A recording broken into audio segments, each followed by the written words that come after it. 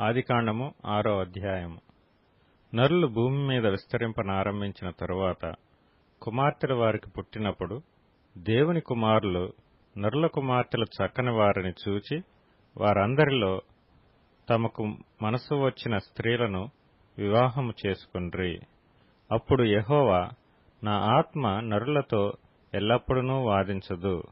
వారు తమ అక్రమ విషయములో నరమాతృలై ఉన్నారు. అయినను వారి దినములు 120 ఏండ్లగునెను. ఆ దినములలో నెఫీలులను వారు భూమి మీద నుండిరి, తరువాతనూ ఉండిరి. దేవుని కుమారులు నరుల కుమార్తెలతో పోయినప్పుడు వారికి పిల్లలను కనిరి. పూర్వకాలమందు పేరు పొందిన శూరులు వీరే. నరుల చెడుతనము భూమి మీద గొప్పదనియు వారి హృదయం యొక్క తలంపులలోని ఊహ అంతయు ఎల్లప్పుడూ కేవలము చెడ్డదనియు యెహోవా చూచి తాను భూమి మీద నరులను చేసినందుకు యెహోవా సంతాపము నొంది తన హృదయములో నొచ్చుకొనెను. అప్పుడు యెహోవా, నేను సృజించిన నరులను, నరులతో కూడా జంతువులను, పురుగులను, ఆకాశ పక్ష్యాదులను భూమి మీద నుండకుండా తుడిచివేయుదును. ఏలయనగా నేను వారిని సృష్టించినందుకు సంతాపము నొందియున్నానెను. అయితే నోవహు యెహోవా దృష్టియందు కృప పొందినవాడాయెను. నోవహు వంశావళి ఇదే. నోవహు నీతిపరుడును తన తరములో నిందారహితుడనై యుండెను. నోవహు దేవునితో కూడా నడిచినవాడు. షేము, హాము, యాపెతను 3 కుమారులను నోవహు కనెను. భూలోకము దేవుని సన్నిధిని చెడిపోయి యుండెను. భూలోకము బలాత్కారముతో నిండియుండెను. దేవుడు భూలోకమును చూచినప్పుడు అది చెడిపోయి యుండెను. భూమి మీద సమస్త శరీరులు తమ మార్గమును చెరిపివేసుకొని యుండిరి.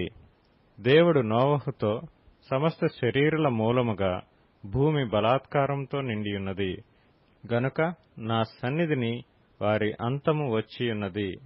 ఇదిగో వారిని భూమితో కూడా నాశనము చేయుదును. చితిసారకపు మ్రానుతో నీ కొరకు ఓడను చేసుకొనుము. అరలు పెట్టి ఆ ఓడను చేసి లోపటను వెలుపటను దానికి కీలు పూయవలెను. నీవు దాని చేయవలసిన విధమిది. ఆ ఓడ 300 మూరలు పొడుగును, 50 మూరల వెడల్పును, 30 మూరల ఎత్తును గలదై ఉండవలెను. ఆ ఓడకు కిటికీ చేసి పైనుండి మూరెడు క్రిందికి దాన్ని ముగించవలెను. ఓడ తలుపు దాని ప్రక్కన ఉంచవలెను. క్రింది అంతస్తు, 2వ అంతస్తు, 3వ అంతస్తు గలదిగా దాని చేయవలెను. ఇదిగో నేనే జీవవాయువు గల సమస్త శరీరులను ఆకాశము క్రింద నుండకుండా నాశనము చేయుటకు భూమి మీదికి జల ప్రవాహము రప్పించుచున్నాను. లోకమందున్న సమస్తమును చనిపోవును. అయితే నీతో నా నిబంధన స్థిరపరచుదును. నీవును నీతో కూడా నీ కుమారులను, నీ భార్యయు, నీ కోడండ్రును ఆ ఓడలో ప్రవేశింపవలెను.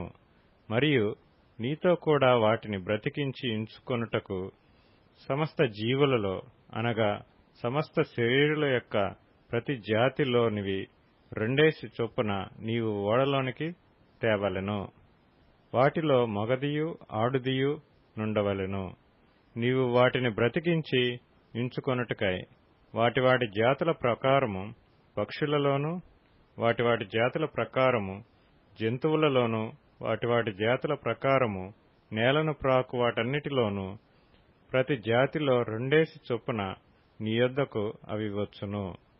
మరియు తినుటకు నానా విధములైన ఆహార పదార్థములను కూర్చుకొని నీ దగ్గర ఉంచుకొనుము.